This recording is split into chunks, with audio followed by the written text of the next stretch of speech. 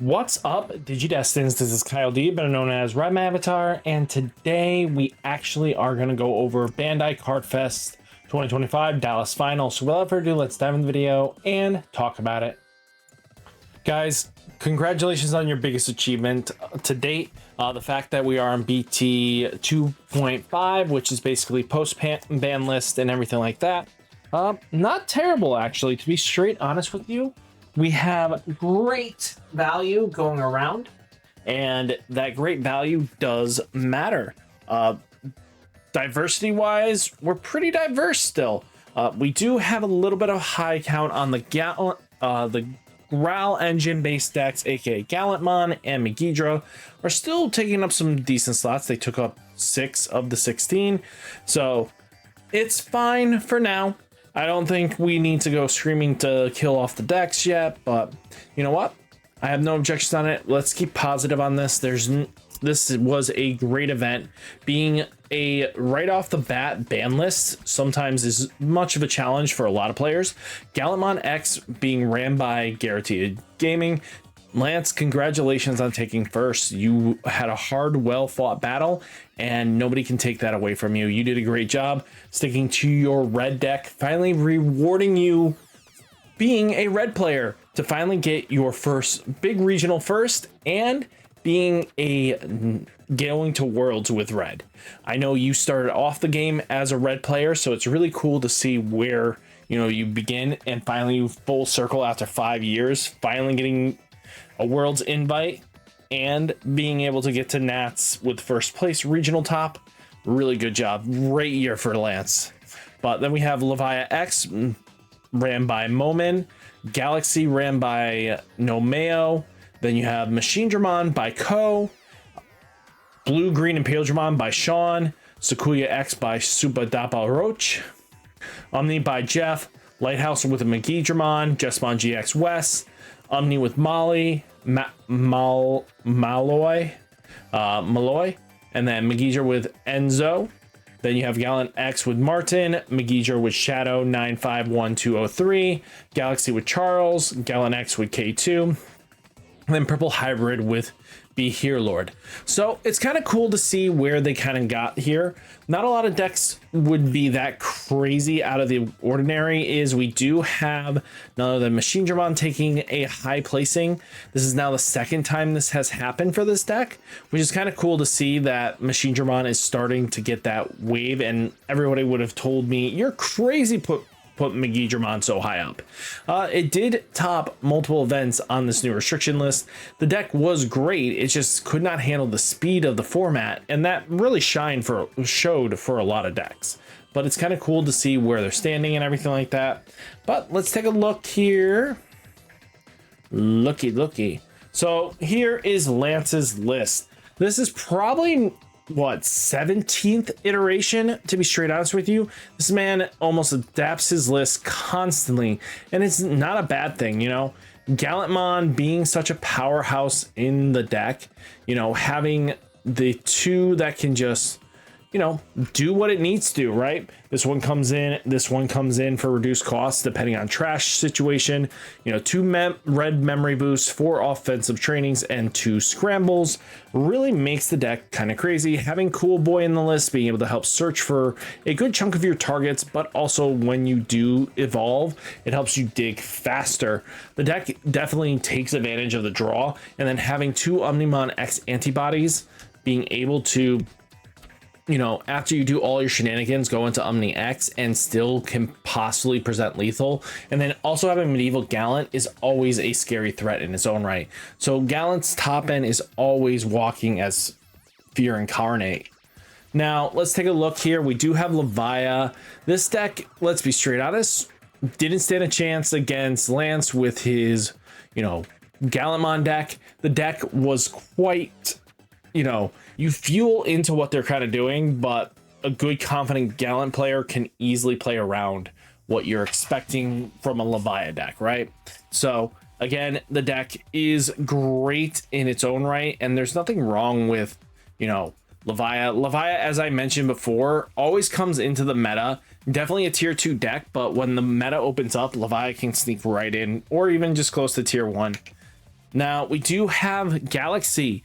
So again, as everybody loves to hate this deck as much as humanly possible, you have 2 Gallantmon X's, 2 Hexablow, 1 Mirage Gaug, 1 Ruin Mode, 1 Omni X, 2 Diana, just to kind of round things out, and then basically the Galaxy engine as a whole. There's nothing wrong with this. I think this is pretty solid for what you kind of want to expect for what you're going to be walking into. You know, 2 mental trainings, because you're not playing as many red targets in this list. It looks like you are hyper focusing on the blue, which again, not bad.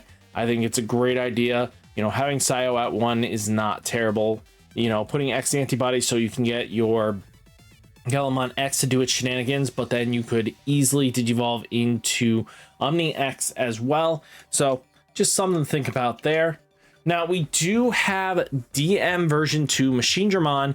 So they are using File Island to help boost up Machinedramon. They have, you know, Blitz, Greymon Ace as a, you know, Blast Ace target, you know, digivolving 3, one of your opponent's Digimon end of turn, 2 of your opponent's. You're not going to be doing the end of turns into Alter S, but you'll be able to digivolve 3 of one of your opponent's Digimon, which is pretty good. Then you have Invisimon. Basically, if you go into it, you can just keep up with, even with Vademon being such a powerful card as well. You know, gets to digivolve one of your opponent's Digimon, then by trashing this bottom face down Digivolution, return one of your opponent's play cost 4 or lower Digimon or Tamers to their hand. So being able to board control is pretty decent. This is probably the main reason why in the last 48 hours a lot of the DM stuff, foily stuff, has been kind of snagged up. Well, we do have none other than Dramon. If you guys know and love Dramon, you know this is what the deck looks like. There's not much changes that has happened, right? I don't think anything was added, just playing 2 Hexaplow. But again, blue-green Dramon is similar to like Levia. When the meta opens up for it to be able to play well, it's great into the meta. So it'll definitely have to see what goes on with it, right? Now, I don't want to skip anything. There we go. Sakuyamon, as people know, it's been a challenge to see if Sakuya would actually be meta contending, and it's kind of cool that they went double ruin mode, but they're also teching in 1 Gallantmon that basically can come in for a reduced cost if it gets kind of later in the game. I think it's a good idea, and it's kind of cute of a trick, because again, it's searchable, right? Your physical training, member boost, and yellow scrambles can do something with this card. So just kind of good to see where Gallantmon sits. Now we do have, you know, Omnimon the deck. So this one focuses on having Alter S, Omnimon Ace, and Omnimon Cyber Sleuths. Just really all around really good deck, just because it cheat evolves, and we've known the history about cheat evolving, that it's just very scary for some decks to catch up. Now we do have Megidra, so 3 Megidramon, 1 Gallant, 2 Gallant promos, and 1 Ruin Mode. Not a bad idea. I mean, I feel like it's counterproductive, right, with Megidra, but I mean, if you go this Gallant and then, you know, go over it with this, I kind of see where they're going with it. Besides that, I want to change much else. You know, this is kind of where I was expecting this deck to go. Add more wisdoms, memory boosts, some sort of addition that would just help keep up with, you know, Jack Raid and Gravity Crush being at 1. Now we have Genkumon the deck. So Jessamon GX, to be straight honest, is not a Jessamon deck. It is focused on the protection skills that are based around Genkumon X being able to, you know, give your board protection that your opponent can't out very comfortably. It walls up and it tells your opponent to shut up. Now, again, another Omni deck, same thing, same premise, just focuses on Alter S plus Omni. You're going to be applying pressure because, again, Omnimon Alter S being able to spit out their targets to re-Jogress back in is always a scary threat to deal with. Now, here is another one. They're running Genkumon Promote to kind of probably compensate that you did lose out on the extra Gila, because usually you just need 2 to kind of win the game. But I see where they're going with it. Do I think it's the right call? Moderately, but we'll have to see long-term wise what'll happen. Now we do have another Gallant, but really different. They are playing the Crimson Mode Ace, which is not a bad call. But again, if you're running so many, you know, a level 7 and a level 5 Ace, it can get very much caught in the crosshairs very comfortably. So just be careful when you're running that at least 2 Aces, that again, if your opponent can out them, you're going to be in a bad spot. Okay, this is not the... Is this just... Interesting. I think this is just a typo. This is supposed to be the other Megidra. Why would you be playing this one?